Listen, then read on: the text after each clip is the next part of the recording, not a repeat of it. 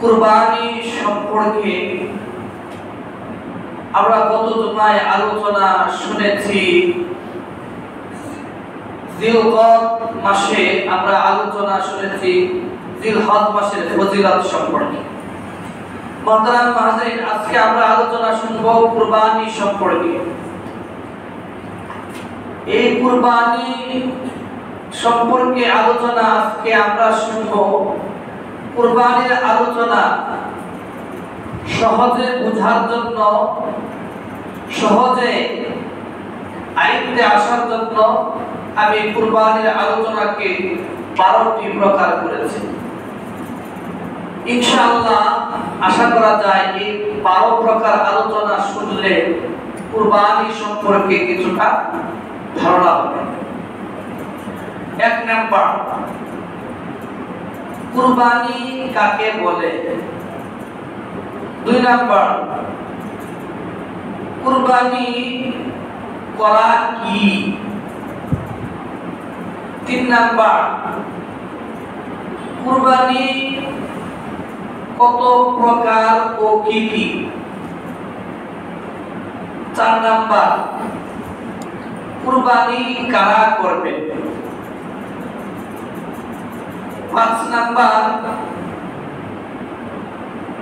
কুরবানি কত দিন পর্যন্ত করা যাবে।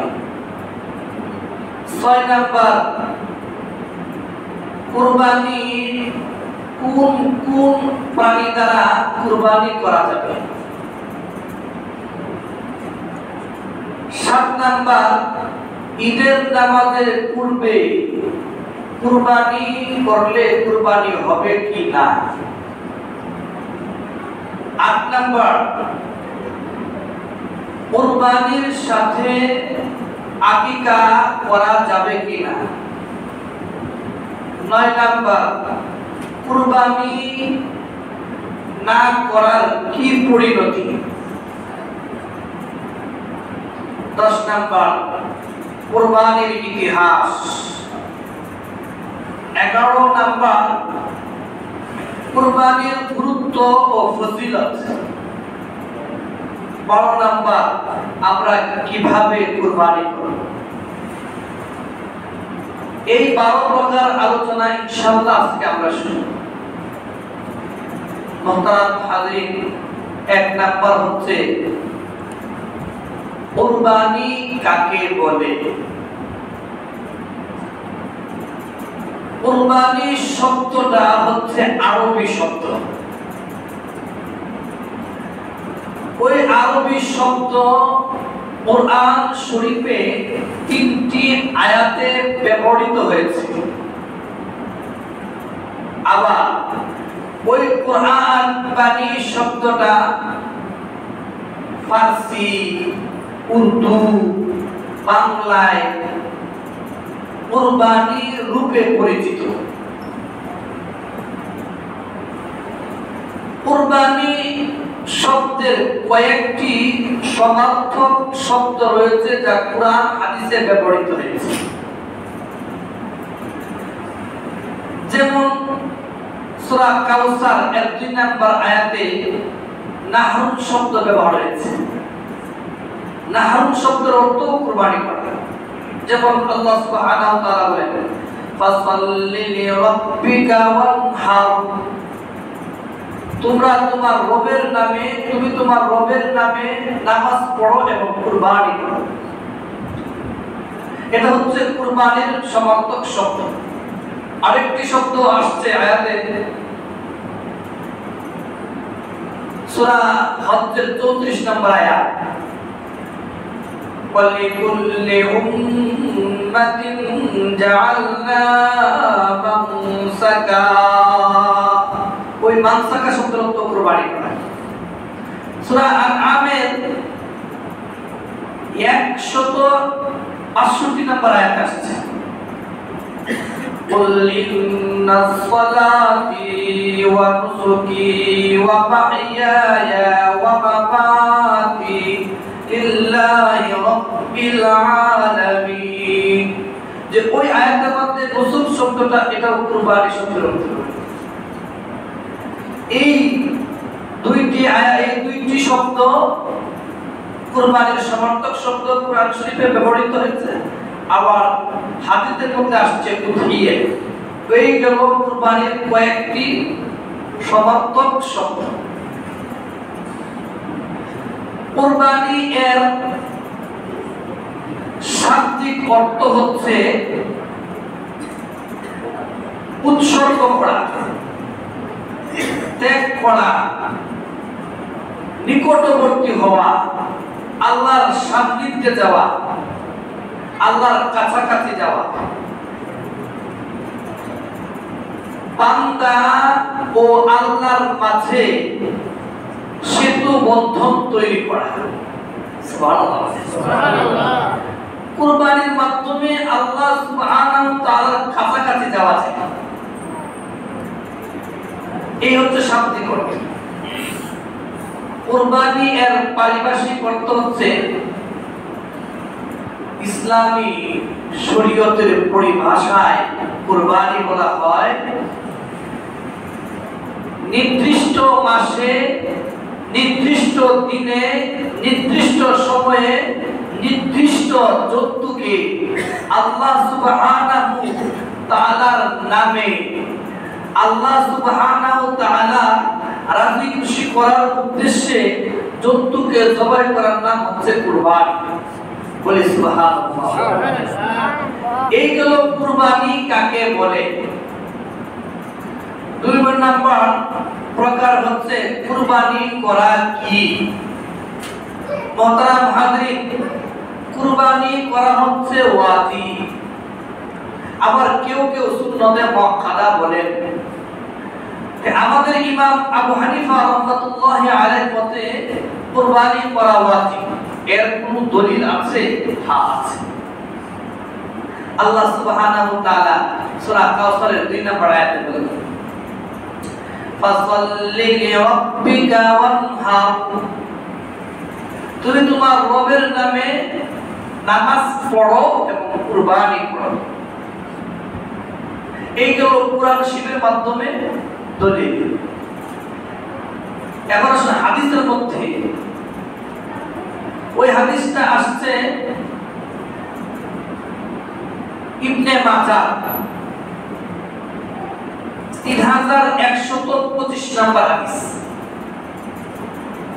ওই হাদিসের মধ্যে মিখলাব ইবনে সুলাইম রাদিয়াল্লাহু তাআলা আনহু বলেন যে আল্লাহর রাসূল সাল্লাল্লাহু আলাইহি সাল্লাম বলেন, আমরা মিখলাব ইবনে সুলাইম রাদিয়াল্লাহু তাআলা আনহু বলেন, আমরা আল্লাহর রাসূল সাল্লাল্লাহু আলাইহি সাল্লামের সাথে আরাফার ময়দানে অবস্থান করছিলাম।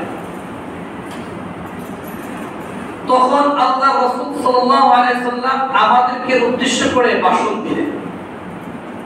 ভাষণটা ছিল এই, ইয়া আইয়ুহান নাস ইন্না আলা কুল্লি আহলি বাইতিন ফি কুল্লি আমিন উদহিয়া, প্রত্যেকটা সমাপ্তবান পরিবারের উপর প্রত্যেক বছরেই কুরবানি করা ওয়াজিব।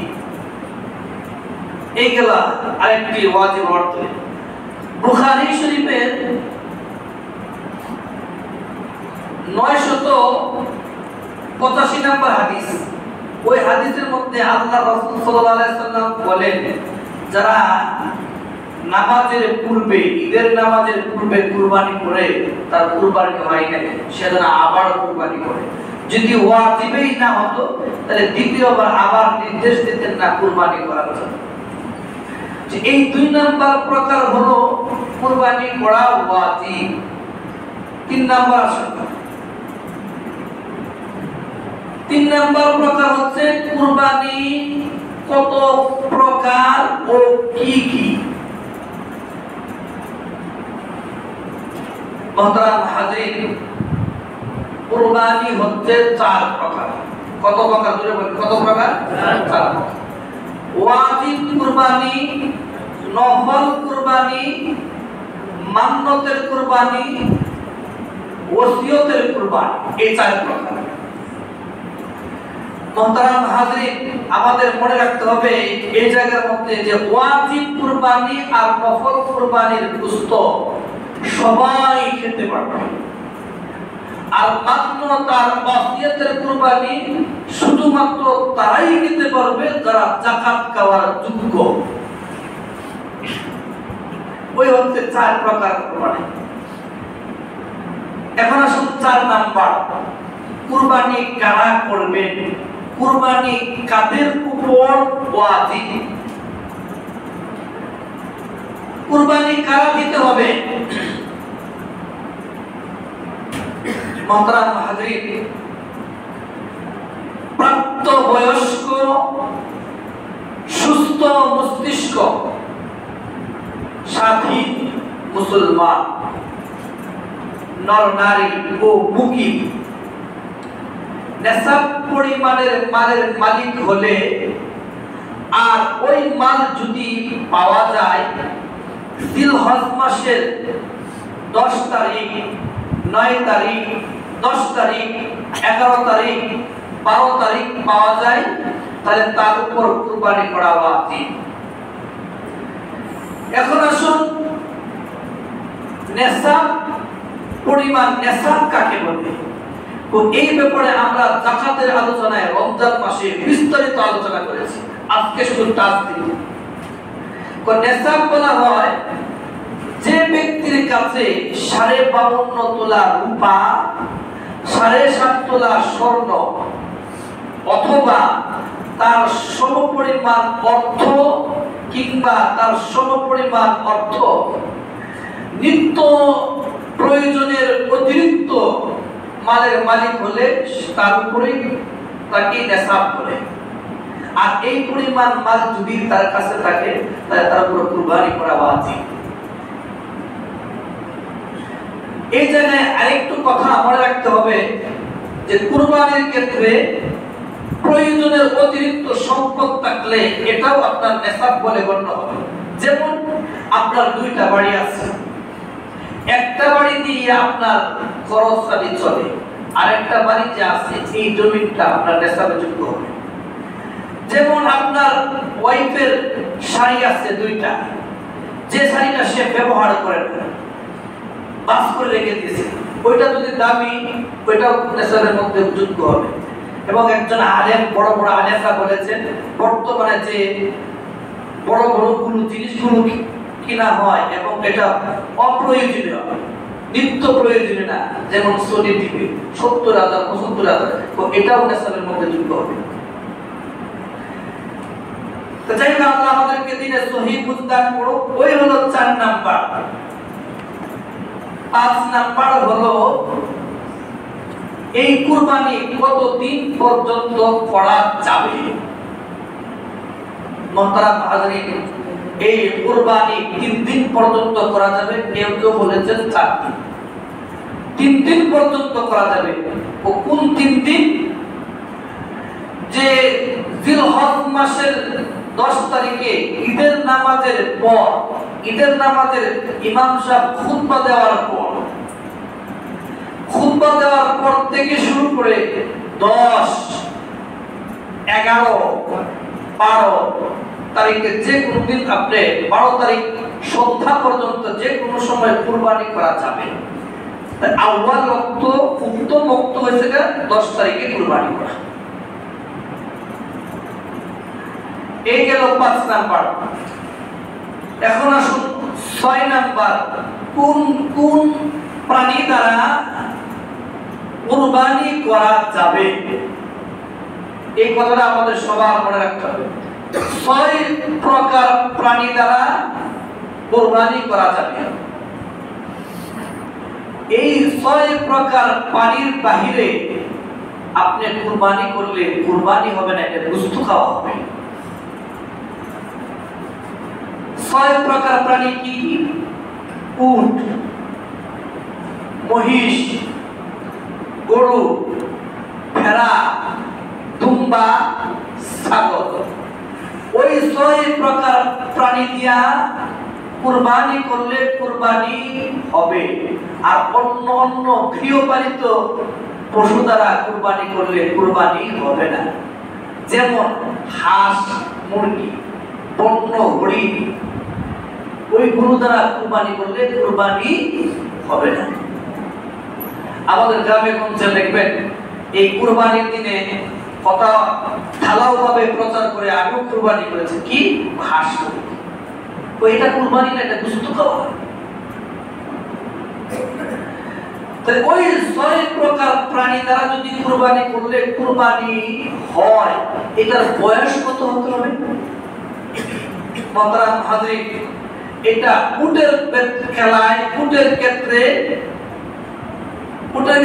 5 বছর হতে হবে, গরু আর মহিষের ক্ষেত্রে 2 বছর হতে হবে, একদিন কম করে চলবে না। আবার এই বয়স হতে হবে চন্দ্র মাসের হিসাবে। শরীয়তের বিধানকারী হয় আরবি বাংলা, বাংলা ইংরেজি না, আরবি বছরে। বেড়া, দুম্বা, ছাগলের ক্ষেত্রে 1 বছর হতে হবে,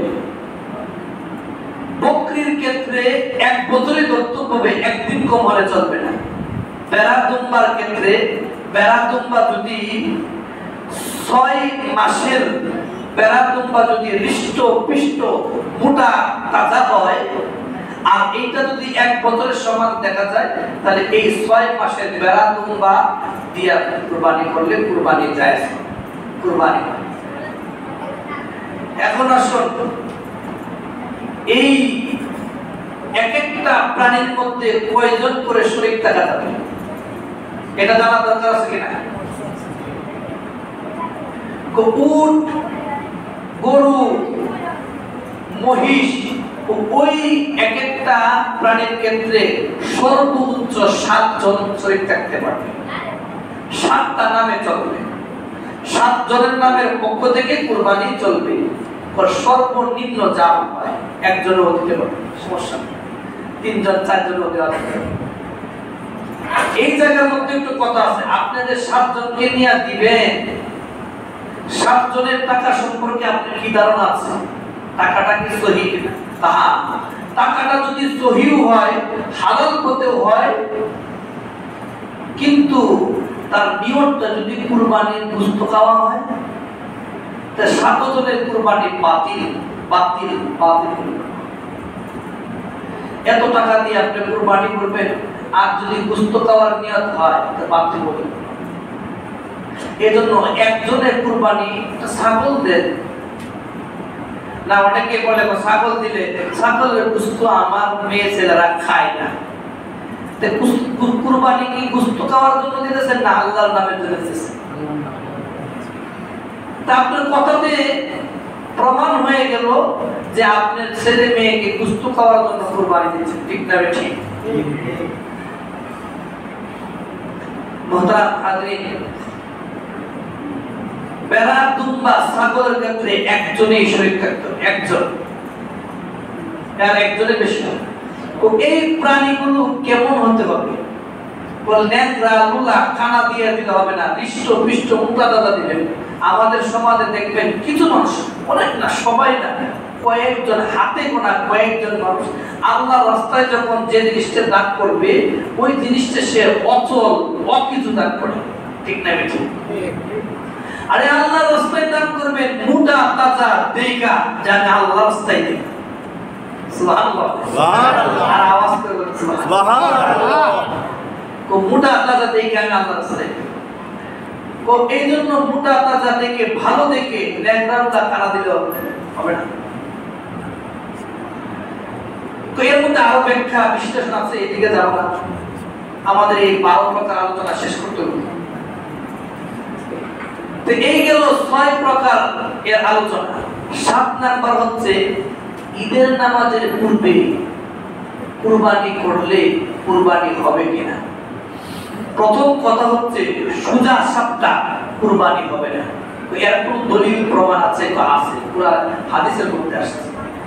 তো বুখারী শরীফের 968 নম্বর হাদিস, বারা ইবনে আজিব রাদিয়াল্লাহু তাআলা আনহু বলেন, আল্লাহর রাসূল সাল্লাল্লাহু আলাইহি সাল্লাম আমাদের ঈদের দিন আমাদের সামনে ভাষণ দিচ্ছেন।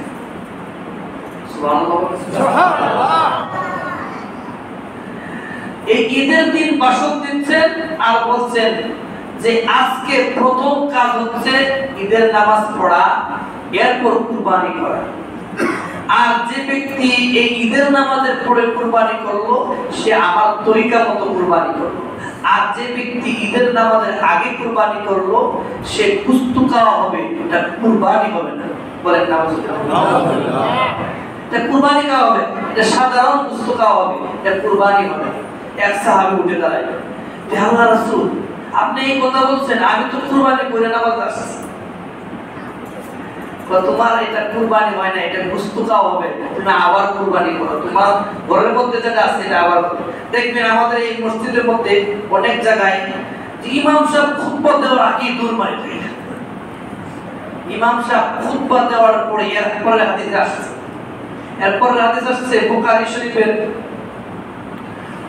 985 নাম্বার হাদিস। ওই হাদিসের মধ্যে জুনদাব ইবনে আব্দুল্লাহ রাদিয়াল্লাহু তাআলা আনহু তিনি বলেন যে আল্লাহর রাসূল সাল্লাল্লাহু আলাইহি সাল্লাম আমাদের সাথে ঈদের নামাজ পড়ছেন, এরপর খুতবা দিয়েছেন। ঈদের নামাজ পড়ছেন, এরপর খুতবা দিয়েছেন, এরপর কুরবানি করেছেন। আর আমরা খুতবা নামাজ শেষ হওয়ার সাথে সাথে দৌড়াবো, ঠিক না বেঠিক? এখানে আরো একটা বিশ্বাস আছে যে আমরা ঈদের নামাজের পূর্বে যদি আপনি কুরবানি করেন এটা কুরবানি হবে না, সাধারণ গোশত খাওয়া হবে। এজন্য আল্লাহ রাসূল আবার নির্দেশ দিলেন যেন তারা আবার কুরবানি করে। তো এই গেল 7 নাম্বার, ঈদের নামাজের পূর্বে কুরবানি করলে কুরবানি সহিহ। এখন আসুন 8 নাম্বার, কুরবানির সাথে আকিকা করা যাবে কিনা? হ্যাঁ, আকিকা করা যাবে। তো কেমন যাবে? হাদিসের মধ্যে আসছে কুরবানির যে মাসলা আছে আকিকার সেই মাসলা আছে, যদিও এটা হয় সুন্নত করা যাবে। যেমন 5টা নাম হচ্ছে কুরবানির পক্ষ থেকে আর 2টা নাম হচ্ছে আকিকার পক্ষ থেকে, এটা জায়েজ। এখন অনেকেই এই প্রশ্ন বারবার করে যে আকিকার গোশত যারা দিবে, যাদের নামে দিবে তারা তো খেতে পারবেই না। এ থেকে আরেকটা কথা মনে রাখা দরকার যে আকিকা করা 7 দিনের দিনও, 14 দিনের দিনে, 21 দিনের দিনে দেওয়া হচ্ছে সুন্নাত। তারপরে দিলেও সুন্নাত আদায় হবে ইনশাআল্লাহ। এই আকিকার গোশত সবাই খেতে পারবে। এই কুরবানির গোশত যে নিয়ম, আকিকার গোশত সেই নিয়ম। এইজন্য আকিকার সাথে কুরবানি দিলে কুরবানি যায়, কুরবানিও হবে, সমস্যা নেই। এখন আসুন 9 নাম্বার। 9 নাম্বার হচ্ছে কুরবানি না দিলে কি কুরবানি না দেওয়ার কি পরিণতি? 1 নাম্বার কথা হচ্ছে কুরবানি ওয়াজিব, কুরবানি আপনি না দিলে আপনি গুনাহগার হবেন। কারণ ইমাম আবু হানিফা রাহমাতুল্লাহ আলাইহির মতে এই কুরবানি করা ওয়াজিব। আর যে ব্যক্তি ইচ্ছাকৃতভাবে এই ওয়াজিব তরক করে সে গুনাহগার, সে বড় গুনাহগার। কারণ ওই আমলটা আপনি ছেড়ে দিলেন হেলাই খেলায়, এজন্য আপনি গুনাহগার হবেন। এই ব্যাপারে শক্ত রাগান্বিত ভাবে ধমকও দিয়েছে। ওই হাদিসটা আসছে ইবনে মাজাহ 3123 নম্বর হাদিস। ওই হাদিসের মধ্যে আবু হুরায়রা রাদিয়াল্লাহু তাআলা আনহু বলেন যে আল্লাহর রাসূল সাল্লাল্লাহু আলাইহি সাল্লাম বলেছেন, মান কানা লাহু সাআতু ওয়া লাম ইউদাহি ফালা ইয়াকরাবান্না মুসাল্লানা। যার সামর্থ্য আছে, সামর্থ্য থাকা সত্ত্বেও কুরবানি করলো না, সেজন্য আমাদের ঈদগাহে না আসে, আল্লাহ রাসূল বলেছেন। এবং আপনি এই তরক করার কারণে গুনাহগার হবেন। তো এই গেল, আরো কথা ছিল, এটা গেল 9 নাম্বার। 10 নাম্বার হলো কুরবানির ইতিহাস। ওই কুরবানির ইতিহাস আমরা সরাসরি কোরআন থেকে শুনি। সূরা হজ্জের 34 নম্বর আয়াতে বলে, আল্লাহ সুবহানাহু ওয়া তাআলা বলেন ওয়ালিকুল্লি উম্মাতিন জাআলনা মানসাকা। ও মানুষরা তোমরা শুনো, প্রত্যেক নবীর উম্মতের জন্যই আমি আল্লাহ সুবহানাহু ওয়া তাআলা কুরবানির নিয়ম দিয়েছি, বিধান দিয়েছি। সুবহানাল্লাহ। কেন দিয়েছি, কি কারণে দিয়েছি? লিয়াযকুরু ইসমাল্লাহ আলা মা রাযাকাহুম মিন বাহিমাতিল আনআম, যেন তারা, যাতে তারা আল্লাহর দেওয়া চতুষ্পদ জন্তু জবে করার সময়, পশু জবে করার সময় আমি আল্লাহর নামটা নেই। এই জন্য আমি কুরআনের বিধান প্রত্যেক উম্মত, প্রত্যেক নবী রাসূলের জামানায় দিয়েছি। বলেন সুবহানাল্লাহ। তাহলে এই কুরবানির বিধান শুধু আমাদের না, আদম আলাইহিস সালাম থেকে শুরু করে হযরত মুহাম্মদ মুস্তাফা সাল্লাল্লাহু আলাইহি সাল্লাম পর্যন্ত কুরবানির বিধান ছিল।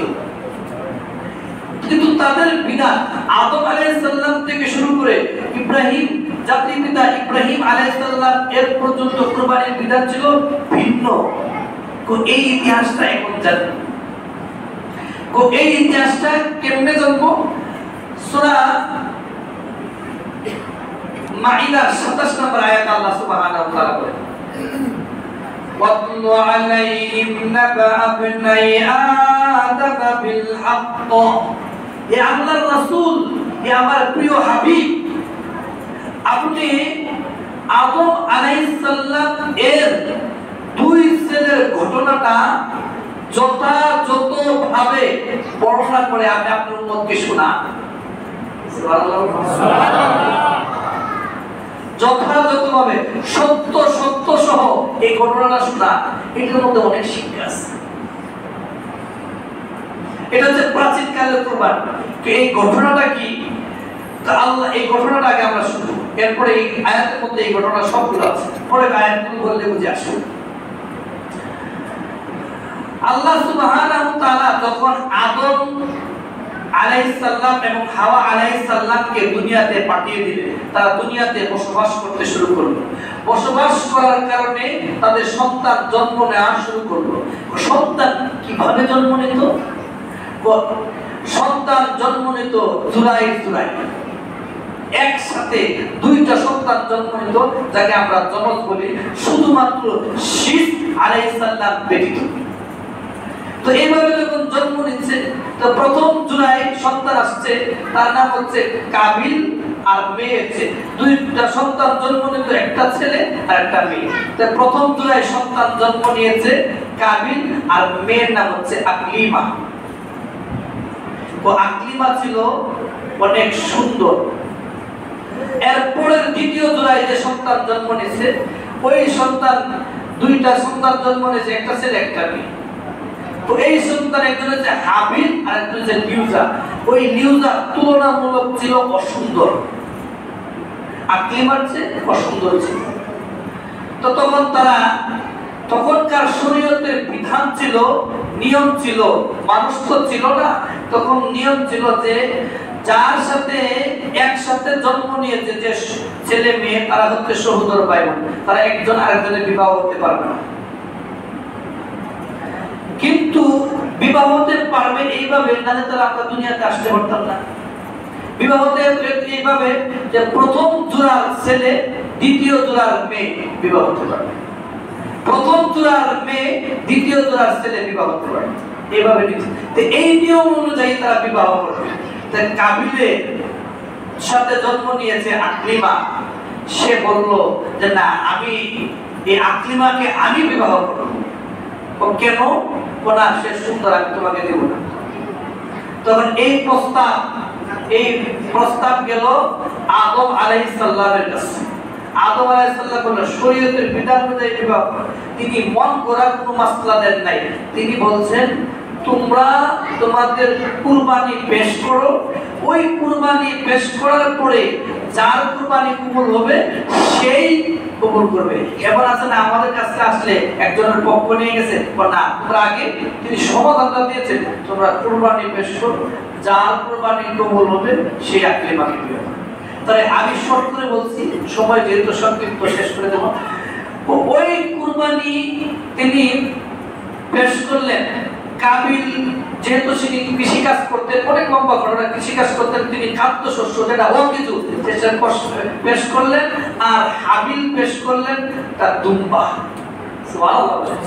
তখনকার নিয়ম ছিল আকাশ থেকে অগ্নিশিখা এক খণ্ড আগুন আসতো, আয়েশা যার কুরবানি কবুল হতো এটাকে জ্বালিয়ে পুড়িয়ে ছাই করে দিয়ে চলে যেত। ঠিক তেমনি ভাবে হাবিলের কুরবানি কবুল হলো। তখন হাবিল কুরবানি কবুল হওয়ার পরে সে কাবিল রাগান্বিত হয়ে গেল, না আমি তাকে হত্যা করে ফেলব। হাবিল বলে এটা কি আমার কি দোষ? আল্লাহ তো ইন্নামা ইয়াতাকাব্বালুল্লাহু মিনাল মুত্তাকিন, আল্লাহ সুবহানাহু ওয়া তাআলা মুত্তাকিনদের কুরবানি কবুল করে, আমার কি দোষ? এখন বর্তমানে যদি এই নিয়ম থাকতো আমাদের কি অবস্থা হতো? আমাদের রাহমাতুল লিল আলামিনের কারণে আমাদের এই নিয়ম উঠে আসছে। সুবহানাল্লাহ। ও এই ঘটনা আমরা সত্য সহকারে বর্ণনা করেন। এই ঘটনা এই সূরা মাইদা 27 নম্বর আয়াতে আছে, ওয়া ইয ক্বাররাবা কুরবানা ফাতুকবিলা মিন আহাদিহিমা ওয়া লাম ইয়াতাকাব্বাল মিনাল আখার ক্বালা লা'aqtulannak ক্বালা ইন্নামা ইয়াতাকাব্বালুল্লাহু মিনাল মুত্তাকিন। দুজনে কুরবানি পেশ করলো, একজনের কুরবানি কবুল হলো, অপরজনের কুরবানি কবুল হলো না। যার কুরবানি কবুল হলো না, সে বলল আমি তোকে হত্যা করে ফেলবো। সে বলল আমাকে হত্যা করলে আমি হত্যা করবো না, কারণ আমার কি দোষ? আল্লাহ তো মুত্তাকিনদের কুরবানি কবুল করেন। এই ছেলেকে হাবিলকে যখন হত্যা করে ফেললো, মাথা থেতলিয়ে দিল পাথরের মাধ্যমে, তখন আল্লাহ সুবহানাহু ওয়া তাআলা একটা কাক পাঠালেন। আল্লাহু মুরাবা, অনেক লম্বা ইতিহাস। বা কাক পাঠায়া কিভাবে তা ভুল করে নিয়ম শিখিয়ে দিল। এটা গেল প্রাচীনকালের কুরবানির ইতিহাস। বর্তমান কুরবানির ইতিহাস এখানে শুধু এই বর্তমান যে কুরবানির ইতিহাস, এটা 2 মিনিটে শেষ করে দেবেন ইনশাআল্লাহ। তো ইব্রাহিম আলাইহিস সালাম 86 বছর বয়সে আল্লাহর কাছে দোয়া করলেন, রব্বি হাবলি মিনাস সালিহিন, হায় আল্লাহ তুমি আমাকে একটা সন্তান দান করো। তাহলে আল্লাহ সুবহানাল্লাহ তিনি বললেন, ফাবাশশারনাহু বিগুলামিন আলিম, আমি তোমাকে একটা নেককার ধৈর্যশীল সন্তান দান করলাম। এই ছেলে যখন 16 বছর বয়স হলো, ফালাম্মা বালাগা মা'আহু সা'য়া ক্বালা ইয়া বুনাইয়া, সালাতের বয়স হলো, তখন বলল যে বাবা এদিকে আসো। ক্বালা বুনাইয়া ইন্নী আরা ফিল মানামি আন্নী আযবাহুকা ফানজুর মাযা তারা, আমি স্বপ্নে দেখছি তোমাকে জবাই করছি, তোমার কি বল? এই ছেলে জবাব দিল, ক্বালা ইয়া আবাতি ফাল মা তুমার, আপনি যা আদেশ হয়েছে তা আপনি বাস্তবায়ন করুন, সাতাজিদুনি ইনশাআল্লাহ মিনাস সাবিরিন, আপনি আমাকে পাবেন ধৈর্যশীলদের অন্তর্ভুক্ত। সুবহানাল্লাহ। ফালাম্মা আসলামা আল্লাহু লিল জাবিন, যখন তাকে শোয়াইলো, ইব্রাহিম আলাইহিস সালাম ইসমাঈল আলাইহিস সালামকে যখন শোয়াইলো, আল্লাহ সুবহানাহু ওয়া তাআলা দেখতে বললেন, ওয়া আদাইনাহু ইয়া ইব্রাহিম, ও ইব্রাহিম তুমি কি করছো? তুমি তো আত্মসত্তাকতা রুয়ে, তুমি তো বাস্তবেই রূপ দিয়েছো, তুমি বাস্তবে তুমি তোমার স্বপ্নকে তোমার স্বপ্নকে তুমি বাস্তব করে দেখালে। অতএব তুমি দেখো, ইন্না কাযালিকা নাজিল মুহসিনিন, আমি এইভাবেই মুহসিনদেরকে প্রতিদান দিয়ে থাকি। ইন্না হাযা লাহুল বালাগুল মুবিন, এটা তো একটা কঠিন সুস্পষ্ট পরীক্ষা। ওয়াদাইনাহু বিযিবহিন আযীম, আমি ইসমাঈল আলাইহিস সালামকে সরাই দিলাম একটা বড় কুরবানির মাধ্যমে। ওয়াতারাকনা আলাইহি ফিল আখিরিন, আর এই কুরবানিতে রেখে দিলাম পরবর্তী উম্মতের জন্য। এই উম্মতটা বলেন সুবহানাল্লাহ, আর জোরে বলেন সুবহানাল্লাহ। এই ব্যাপারে সাহাবায়ে কেরাম জিজ্ঞেস করলেন যে আল্লাহর রাসূল আপনি যে বলেন এই কুরবানিটা কি? ক্বালা আসহাবু রাসূলিল্লাহ সাল্লাল্লাহু আলাইহি ওয়াসাল্লাম, ইয়া রাসূলুল্লাহ মা হাদি, এই হাদিসটা আছে ইবনে মাজাহ 3127 নম্বর হাদিসে, যে মা ক্বালা আসহাবু রাসূলিল্লাহ সাল্লাল্লাহু আলাইহি ওয়াসাল্লাম, হে আল্লাহর রাসূল যে মা হাদিল আদহি, কুরবানিটা কি? আল্লাহ রাসূল সাল্লাল্লাহু আলাইহি ওয়াসাল্লাম বলেন, ক্বালা সুন্নাতি আবিকুম ইব্রাহিম, বলেন সুবহানাল্লাহ। এই কুরবানিটা হচ্ছে ইব্রাহিম আলাইহিস সালামের সুন্নাত আজকে আমরা 10 প্রকার পর্যন্ত আলোচনা করেছি। ইনশাআল্লাহ শুক্র এই ঈদের দিনে আমরা 11 প্রকার আর 12 প্রকার নিয়ে আলোচনা করব, কিভাবে কুরবানির গুরুত্ব এবং ফজিলত এবং কুরবানি কিভাবে করব ইনশাআল্লাহ। আপনারা ইনশাআল্লাহ আমরা যে কথাগুলো বললাম এই কথাগুলোর উপরে আমল করার তৌফিক দান করুন। সকলে বলে আমিন। আলহামদুলিল্লাহ রাব্বিল আলামিন। আমাদের সম্মানিত সভাপতি সাহেব কথা বলার জন্য